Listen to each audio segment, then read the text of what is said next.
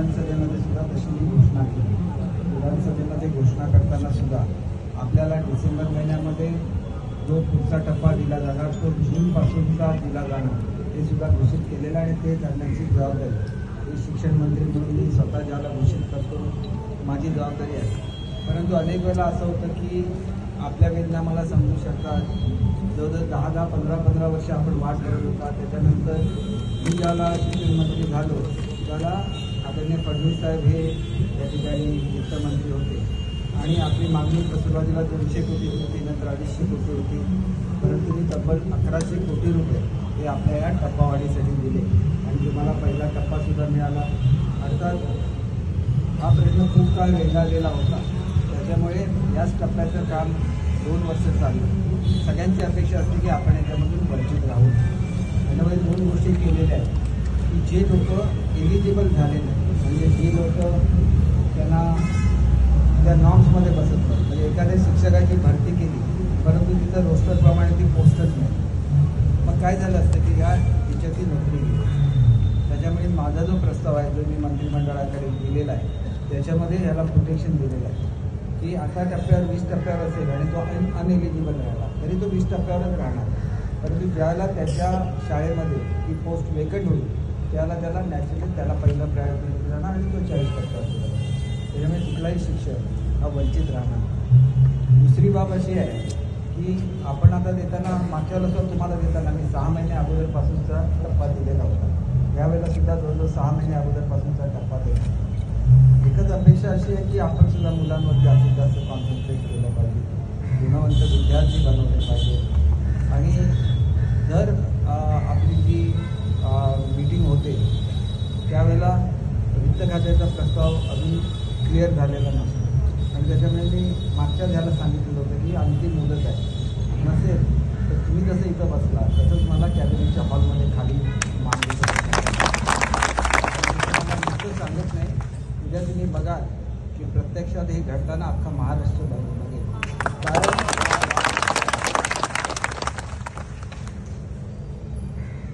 कारण असं असतं की आपण जे तुम्हाला आश्वासन दिलं ते माझ्या एकट्याचं आश्वासन दिलं।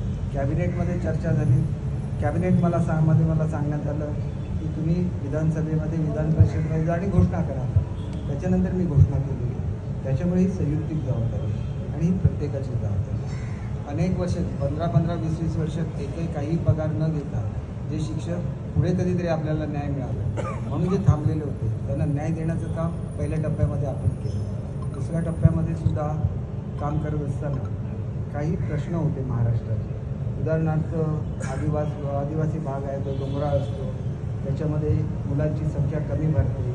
माझ्या प्रस्तावामध्ये असं सुद्धा आहे की 20 ही जी संख्या आहे डोंगराळ भागाला ती याच्या पुढच्या काळामध्ये आम्ही 15 करणार आहोत, जेणेकरून पुरेशी संख्या नाही म्हणून शिक्षक कमी होणार नाही किंवा शिक्षकावर अन्याय होणार। अनेक ठिकाणी ज्या मायनॉरिटीच्या शाळा आहेत तिथं मायनॉरिटीच्या लोकांची संख्या कमी असते आणि त्याच्यामुळे त्यांची 30ची संख्या भरू शकत नाही, तिथं मी 20ची संख्यासुद्धा देण्याचा निर्णय घेतलेला आहे। ज्या ठिकाणी शेवटच्या वर्गामध्ये संख्या कमी आहे परंतु आदल्या जे वर्ग आहेत त्याच्यामध्ये पटसंख्या असेल तर सगळ्यांची टोटल करून त्याचे ॲव्हरेज करण्याची सुद्धा व्यवस्था केलेली आहे। एकच मी जे करू शकत नाही ते म्हणजे 2013ला GR निघाला आणि 2014ची तुम्ही संख्या जरा म्हटलं तर ते कायद्याच्या दृष्टीने शक्य नसते। अनेक लोक मग कोर्टामध्ये जातील, त्याच्यामधून तुमची होणारी कामंसुद्धा थांबतील आणि त्याच्यामुळे जे काय करता येतं ते केलेलं आहे। त्या शाळा जरी विकसित झाल्या तरी त्याच्यामधले जे टीचर्स आहेत त्यांना जो प्राधान्याने घेईल त्यांनाच प्रायव्हेट शाळा देण्याच्या संदर्भात मी जर त्यावेळेला शिक्षण मंत्री असलो 100% अगोदर या शिक्षकांना घ्या तर मी परवानगी देतो अशी का भूमिका मी घेईल, एवढं मी आपल्याला सांगतो। कोणावर अन्याय करणं हा आपला कधी स्वभाव राहिलेला नाही आणि तुम्ही आता साहेबांची प्रार्थना केली, विश्वास साहेबांचा भक्त आहे, 100% साहेबांना तुम्हाला देणार। मला आता अनेक मीटिंग आहेत त्याला जायचं आहे, पण तो एक सांगतो आपण शिक्षक आहोत, आपण शिस्त पाळली पाहिजे।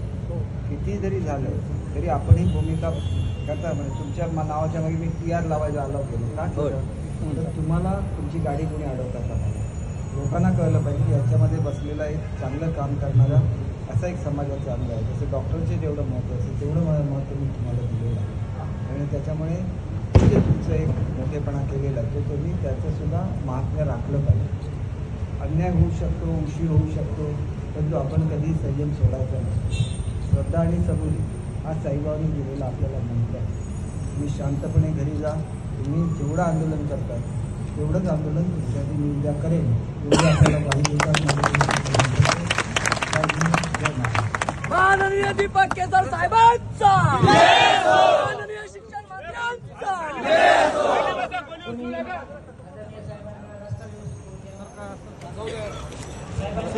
पाठी मागे